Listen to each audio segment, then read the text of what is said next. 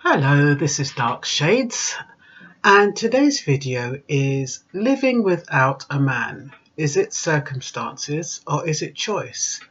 You know, a lot of us women say, oh, I'm independent. I love being on my own. I love being without a man.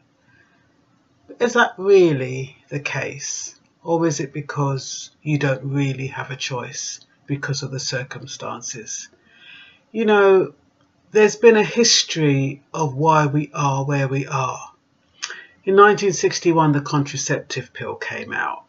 So whereas, historically, the woman was barefoot and pregnant because she couldn't stop herself, and sometimes a man wanted sex when he wanted sex. So if she got pregnant, she was lumbered with it, all the time, a lot of the time, women just got pregnant because that's what they did. They cooked, they looked after their man, and they had children. I'm not saying there's anything wrong with it, but women didn't really have much control over their bodies. And then after the contraceptive pill, women could actually choose when they wanted to be pregnant. I remember when I was married. I hadn't been married very long. I had started a job and my husband wanted me to have a baby. And I said, no, I don't want a baby yet. I said, I want to wait until I've been in this job a year and then get maternity benefit, which to me makes sense. But he was really peed off. It caused a massive row. But, sometimes when we think about the decisions we make, we don't really realise. And he called me a control freak. He said, oh, you control everything. Because I wanted to control my body, that caused a problem. But that is what the women's liberation was all about. It was about giving women a right to their body and having some choice. In 1964, the Married Women's Property Act came out and women became owners of the money they earned. Did you know that before 1964, women's money belonged to the husband if he was married? So the husband had complete control. Not only did he have control of your body, he had control of your money as well. So after 1964, when women had their own money, their own bank account, they could actually start making their own choices, whether they wanted to save some money on the side. And you'll find a lot of men, they'll always say, oh, I know women, they've always got money tucked away. And that's because historically they had control of their money. And so when women started having their own women, you're right, they would save some because they would want to know that they've got a little bit in cases of emergency. And men weren't always the best managers of money, and some of them tended to be very stingy. So you're right, a woman would want to keep her money.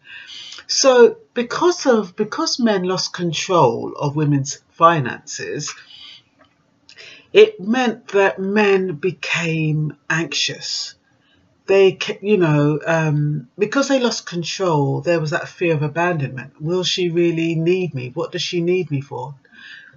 So they had that anxiety going on. And then they had the panic. Oh my God, am I going to be now at her mercy? Am I going to feel vulnerable? Am I going to feel helpless? Because bit by bit, the control was being taken away from the man. Then some of them became aggressive and angry, and domestic abuse came into play because they couldn't control a woman through their money and by her getting pregnant. The only way they could control her was to slap her around and make her do what they wanted to do. And then, of course, they could get self-conscious. Oh my God, what are people thinking if I met a woman rule the roost? And that's what also happened. Women started ruling the roost. They started making decisions. They started making ultimatums. And especially when the Domestic Violence Act came out in 1976, where you could obtain a court order against their husbands if they were, abusive to them in any way, or if they were unfaithful. And the husband or the spouse would get removed from the home. So women actually took a lot of control.